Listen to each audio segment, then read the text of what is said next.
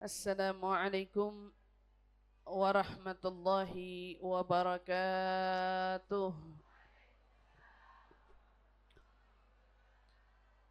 Alhamdulillah, alhamdulillahi rabbil alamin.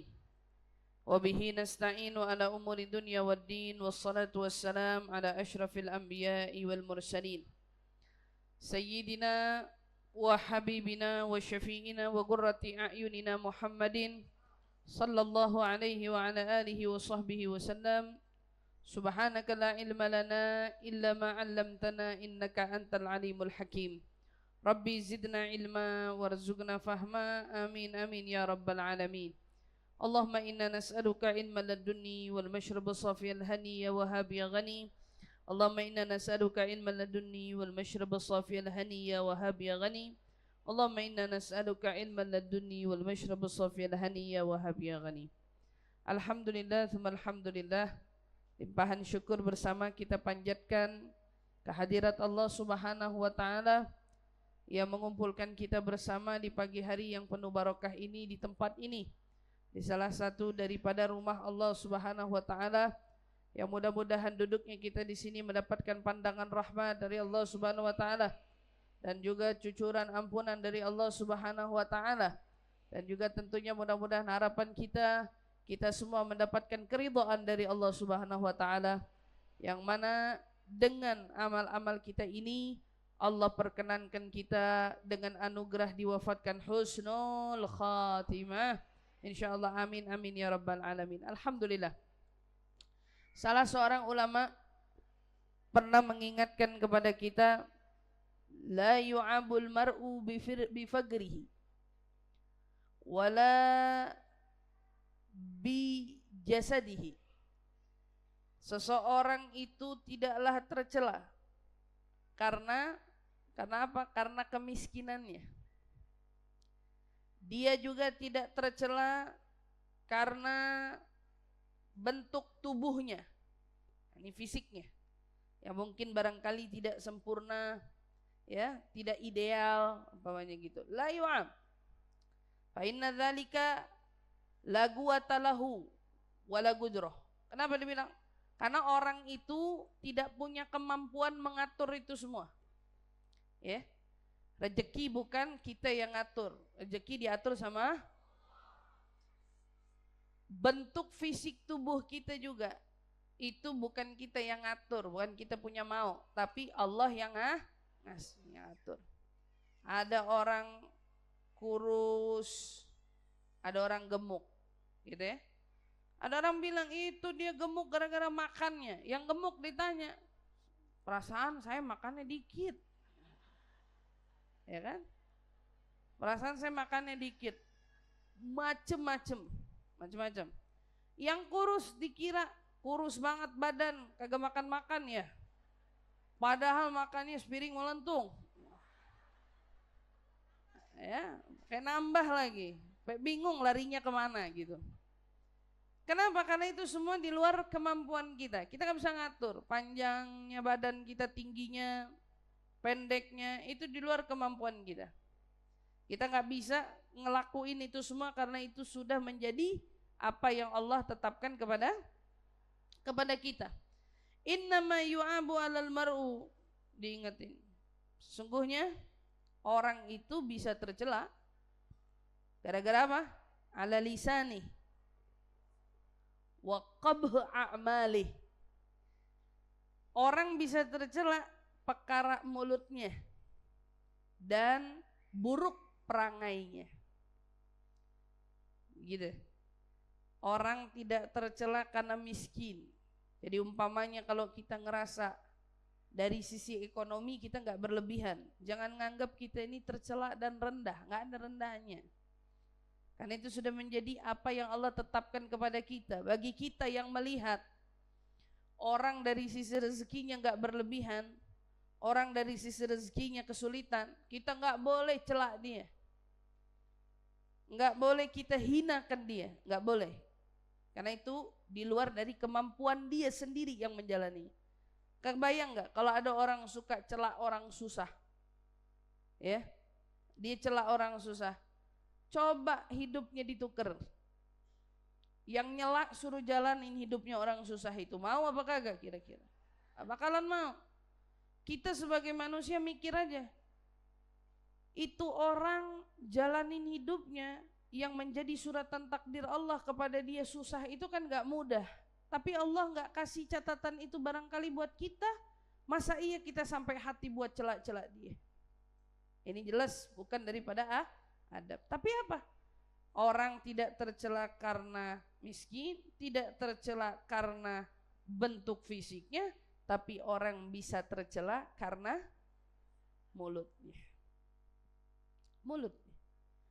Kalau mulutnya bisa dijaga, tutur katanya selalu terpelihara, pasti orang ini adalah orang yang mulia.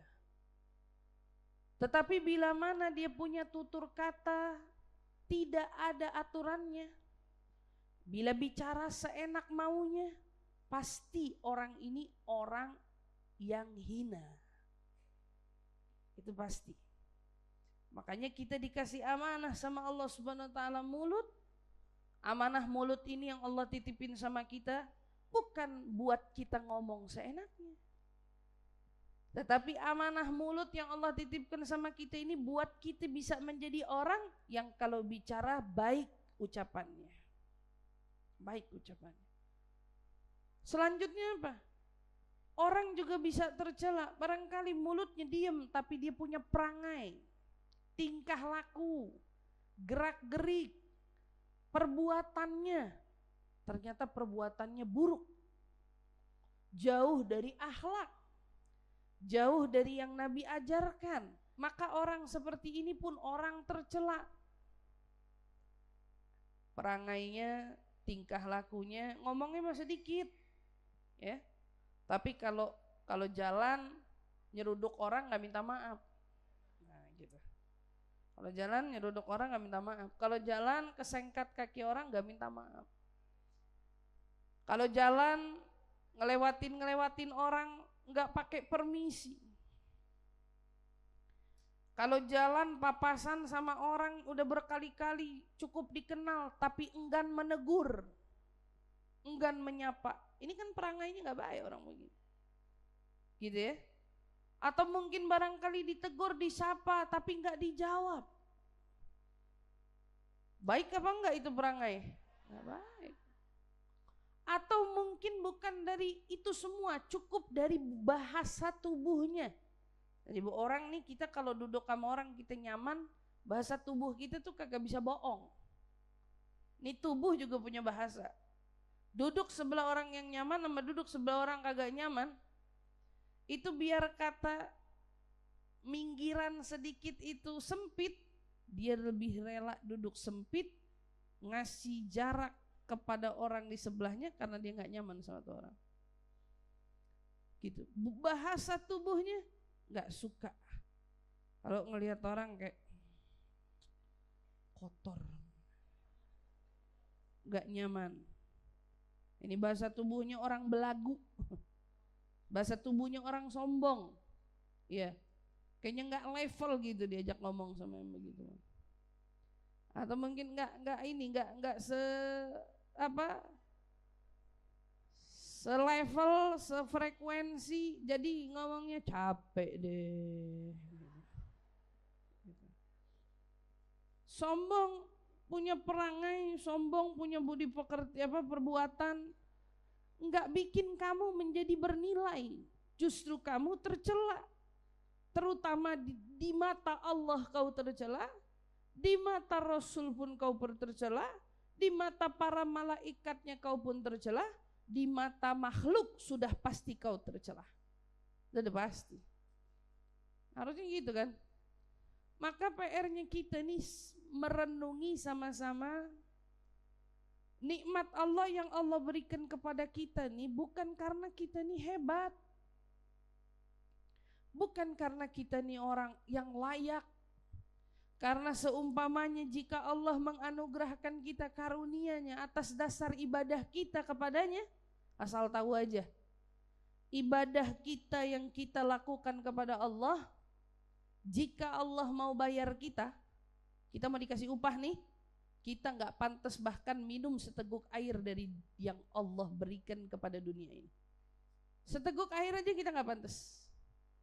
Kalau kita berpikir anugerah ini kita dapat atas dasar ibadah kita, maka minum air seteguk aja kamu nggak pantas. Tapi Allah kasih kita nikmat nggak pandang ibadah kita. Yang males, yang rajin, bisa jadi gitu ya. Masih sama-sama dikasih, walaupun nggak sama. Pasti yang rajin ibadahnya rezekinya pasti lebih. Rezeki zahir, rezeki batin pasti dikasih sama Allah lebih.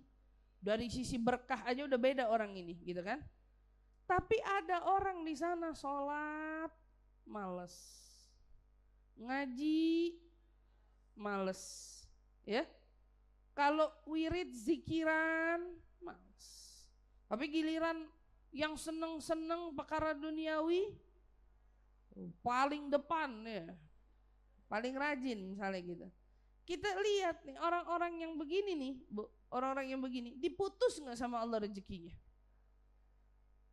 Allah nggak putus rezeki buat dia. Kerja yang kerja masih dapat kerjaannya, kan gitu. Yang dia melakukan semua perbuatan itu masih bisa makan, masih bisa minum. Gak ada yang dengan perbuatan itu apalagi kemaksiatan sampai Allah putus nih orang gak pantas dapat nikmat. Enggak.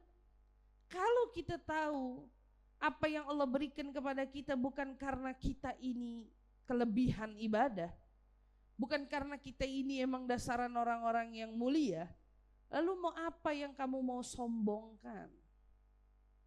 Dengan kita menjadi pribadi yang kalau ngomong nggak mikir, kalau bersikap nggak mikir. Kalau ngomong seenaknya, kalau bersikap semaunya, sampai kadang-kadang senyum aja berat banget rasanya. Begitu ditanya muka suntuk banget, nah lagi banyak urusan. Padahal kalau kita lihat tiap orang derajatnya diangkat sama Allah, ujiannya makin berat. Gitu kan? Ujiannya makin berat. Siapa di sini yang ngerasa ujiannya pada berat? Hah? Siapa di sini? Mau ngacung mungkin malu. Mau ngacung dia malu. Mau ngaku ujiannya berat dia malu. Tapi kalau kita mikir, kita ngerasa ujian saya paling berat. Tapi kita mau lihat orang yang ujiannya berat itu siapa? Orang yang dekat sama Allah. Jadi kalau seumpamanya kita mau nganggap ujian kita berat, lihat dulu dekat nggak kamu sama Allah. Kalau sholat masih pas-pasan, ujian kamu mah remeh-temeh. Karena orang yang makin dekat sama Allah, derajatnya itu makin berat ujiannya. Logikanya kan gitu, itu Nabi kok yang ngomong. Ujian yang paling berat itu ujiannya para anbiya. Setelah para anbiya, para sahabat. Setelah para sahabat, para tabi'in. Setelah para tabi'in, pengikut mereka, minal awliya ussalihin, orang-orang wali-walinya Allah, orang-orang saleh, itu ujian-ujian yang paling berat-berat dulu. Jadi kalau hari ini Bu nanya ujian orang yang paling berat, ujian siapa? Wali pasti. Karena kita udah gak ketemu tabi'in, kita udah gak ketemu sahabat, apalagi nabi gitu ya. Tapi segitunya Bu, segitunya kita lihat manusia yang ujiannya paling berat sekelas Nabi kita Muhammad sallallahu alaihi wasallam, dibilang gini, dia yang ujiannya paling berat, tetapi dia yang gak pernah ngapus raut wajahnya dari senyuman. Hingga Nabi kalau ditatap oleh orang aktsar tabassuman ra'a fi wajhi. Wajahnya orang yang paling banyak senyumnya itu wajahnya Nabi Muhammad SAW. Ma'annahu, padahal dia adalah orang yang paling berat ujiannya di muka bumi ini. Masih bisa senyum. Sampai sahabat itu kalau lihat Nabi mukanya berubah, ini berubah, itu pasti tahu ini ada perkara besar yang berlaku di sana.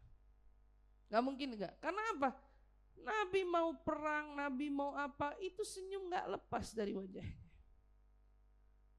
Kita bandingin sama diri kita. Kalau lagi banyak masalah, itu pipi beratnya berapa kilo? Sampai bikin kita sulit untuk senyum. Sampai susah bikin kita ngasih muka enak. Sampai bikin kita itu kalau lagi bad mood bersikap semaunya. Yang paling kesian suami di rumah. Masa tiap bulan udah tahu mau menjelang datang bulan moodnya nggak bisa dikondisikan, berarti kan dia udah pasti dapat perlakuan nggak enaknya kita tiap bulan. Belum lagi keadaan-keadaan lain barangkali, kesian anaknya, kesian juga teman-temannya. Kalau tiap kali kita ada masalah terus kita pasang muka ditekuk, berapa tekukan Bu? Dilipat berapa lipatan itu mukanya. Ya, tiap kali ada masalah mukanya dilipat ditekuk sama dia, dilipat ditekuk. Pertanyaannya, itu ngehasilin apa? Kalau kita melakukan itu sepuas apa hatimu? Apakah dengan kau menekuk raut wajahmu masalahmu jadi selesai? Apa dengan kamu berhenti berbicara dengan orang masalahmu jadi selesai? Apa dengan kamu memilih untuk bersikap semena-mena urusanmu menjadi ringan? Tidak. Yang ada nambah dosa, iya. Betul dong? Yang ada nambah dosa, iya. Siapa yang tahu kondisi kita? Nggak ada yang tahu. Orang dekat mungkin yang tahu. Orang lain berapa banyak yang bisa memaklumi kita. Makanya jangan pernah memicu orang sampai berbuat dosa gara-gara perbuatan kita. Berapa banyak orang di sini hari ini itu membicarakan aib-aibnya orang. Itu karena apa? Karena orang yang dibicarakan sengaja juga mempertontonkan perbuatan-perbuatan buruknya. Memancing dibicarakan. Lewat mana Ustazah? Status. Gitu ya. Status. Gara-gara yang di status itu orang jadi ngomongin kita kan. Kalau kita mau usut, yang dosa si pasang status apa yang ngomongin? Hah? Dua-duanya mah dapat dosa. Yang masang status paling banyak dosanya. Lah iya. Itu berlaku untuk status yang mengundang ribahnya orang. Kalau status kebaikan diomongin tambah pahala dia. Betul apa enggak? Iya, kalau status positif dipajang diomongin, so alim, udah jadi ustazah dia. So suci dia. Diomongin, jangan khawatir, ibu tambah pahala di situ. Tapi kalau yang kita pasang untuk provokatorkan orang, masang niatnya untuk manasin orang, pasang niatnya untuk mau nunjukin orang, niatnya dari awal udah salah semuanya. Kepengen lihat tuh saya berteman sama dia, tuh saya jalan sama dia, mau manasin yang seberang sono gitu. Mau sampai kapan tuh begitu tuh? Mau manasin sama yang seberang sono kayak gitu terus dia omongin, habis dia omongin kira-kira dosa apa kagak dia? Siapa suruh begitu?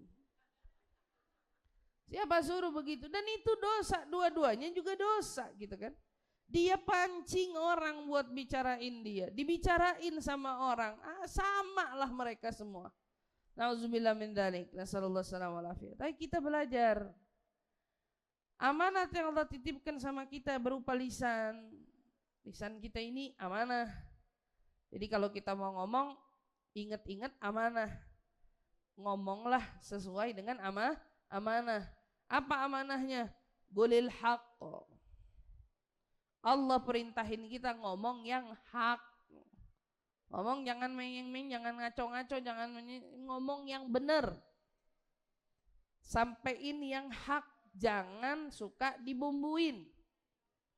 Jangan suka ditambah-tambahin, bahayanya besar.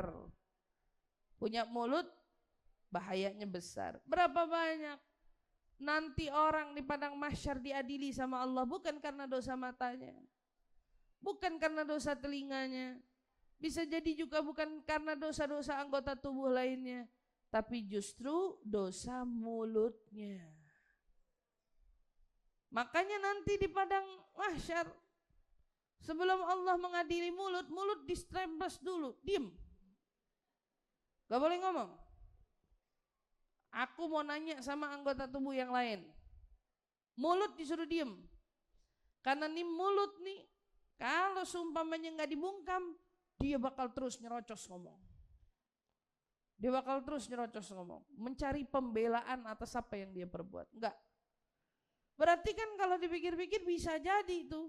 Sebelum Allah mengadili yang lain, mulutnya dibungkam sama Allah karena Allah mau mengadili yang lain, habis gitu yang terakhir dia. Sebab dari ucapan-ucapannya itu semua tertulis di dalam kitabnya. Malaikat yang sudah bertugas sesuai dengan perintah Allah kepadanya, ma yalfidhu min qaulin illa ladaihi raqibun atid. Apa aja yang kita ucap udah pasti semua tertulis oleh raqib. Dan saya penasaran, Ustazah Aluyah kira-kira catatannya sebanyak apa tuh? Buku maulidnya diulang-ulang terus sama dia dibaca. Pagi, kadang-kadang siang, ya, sampai males ngomong. Sampai males ngomong. Tanya Ustazah Aluyah, kalau saya malam-malam teleponan sama dia suaranya nggak kayak di sini Bu suaranya. Udah lemes, sudah nggak bisa ngomong. Ya, maklum, ibu juga kalau ketemu guru, ketemu ustazah kok tumben lagi sedikit ngomong, pasti capek gara-gara ceramahnya. Karena udah ngomong terus gitu kan, pasti udah capek karena ceramahnya. Setidaknya, ibaratnya setidaknya, kita jadiin semua keadaan ini menjadi ibrah dan pelajaran bagi kita. Tuh hari itu Raqib Atid kamu kasih catatan apaan? Jangan sampai di hari itu Raqib Atid kita kasih catatan yang nanti jika kita baca kita sedih sendiri. Kenapa anak ngucap ini? Kenapa anak ngomong begini? Kenapa anak keceplosan ini? Sementara bahasa ucapan itu sebagaimana yang sudah disampaikan ya. Saudara Aluyah tadi baca Mi'raj kan? Iya, kalimat itu yang keluar dilihat oleh Nabi SAW bentuknya. Kalau di dalam cerita Mi'raj lainnya ya, ada yang keluar dari mana? Dari batu, toto keluar sapi yang besar. Mau masuk lagi bisa apa enggak? Bisa. Dari lubang yang kecil keluar benda yang besar. Gimana cara masukin yang besar ke dalam lubang yang kecil? Ucapan kita ini mulut kecil ukurannya, tapi dampak dari ucapannya begitu besar. Dan jika sudah terucap gak bisa ditarik lagi, gak bisa tuh kejadian, gak bisa itu kalimat kita kembali tarik, gak bisa. Itulah mengapa Sayyidina Abu Bakar As-Siddiq radhiyallahu ta'ala anhu ardah, beliau lebih memilih kalau keluar rumah di mulutnya ditaruh batu sama dia. Biar apa? Biar ngomong susah. Biar kalau mau ngomong mikir. Dimasukin batu ditaruh di dalam mulutnya, nggak mau sembarangan ngomong. Masya Allah. Ada nggak ustazah cara kita jadi orang jangan doyan banget ngomong? Nah, gimana caranya kita jadi orang nih kalau bawaannya kan pengen komentar, pengen nyeletuk, pengen nyaut, pengen apa? Bisa. Pertama langkahnya jangan kepo. Karena setiap kali kita kepo, pasti kita mencari tahu, dan kalau udah tahu kita pasti jadiin itu topik obrolan kita. Pertama gitu aja. Satu, jangan kepo. Kedua, jangan pernah ngurusin urusan orang, urusin diri sendiri. Taltul.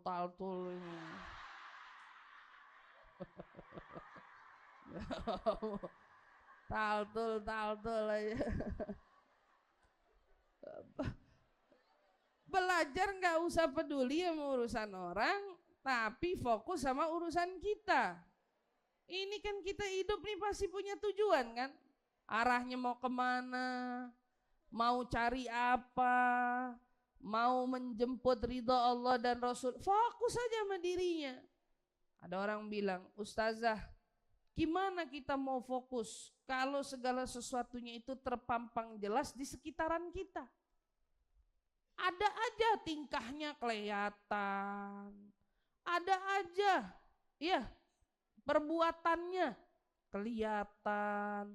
Gimana nih mau nahanin mulut? Soalnya kelihatan mulu. Ada aja. Buka handphone gak sengaja, ada dia. Gitu. Bentar-bentar buka Instagram, ada dia. Jadi bawaannya udah gak kepengen dilihat, kelihatan lagi. Udah gak mau tahu, kelihatan lagi. Ya, anggaplah ibu gaptek, gak ngerti gitu ya. Anggaplah, gimana tuh Ustazah? Ada seorang anak muda Bu, bisa. Seorang anak muda dari muda sudah melazimkan dirinya duduk di masjid. Sholat tuh 5 waktu di masjid. Masya Allah, pokoknya kalau udah perkara urusan masjid rajin banget di dalam masjid. Satu waktu kondisi masjid makin hari makin ramai. Dari masjid itu sepi sampai kondisi masjid kian hari makin ramai. Singkat cerita, ini anak makin hari makin gelisah, nggak betah. Ngerasa apa? Enakan masjid yang dulu tenang, tumakninah. Sekarang banyak orang tapi semuanya gibah, semuanya ngomongin ini ngomongin itu. Ngelihat sini dudukan pada ngomongin orang, nengok lagi ke sini, pegel hati aja. Dia ngomong sama maknya, udah deh mak, mulai besok saya udah kagak mau aktif lagi di masjid itu.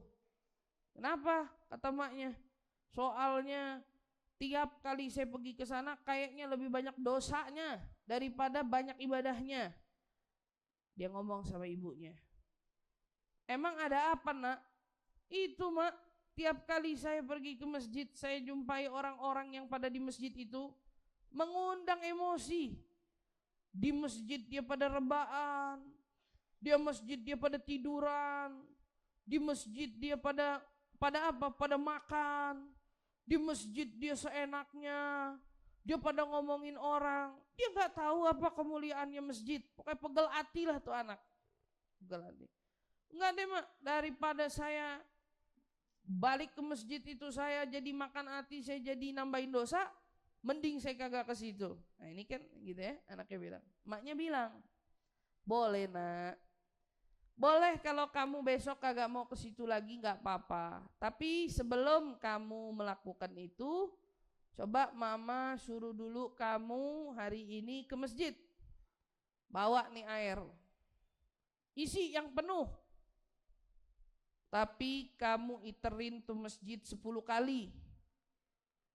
Muter di masjid 10 kali, airnya jangan ada yang tumpah ya nak. Iya mak, tuang. Dibikin penuh sama maknya. Nah, bawa, jangan tumpah. Iya, dia jalan, muter 10, dia bawa pulang, airnya masih utuh, nggak berkurang sedikit pun.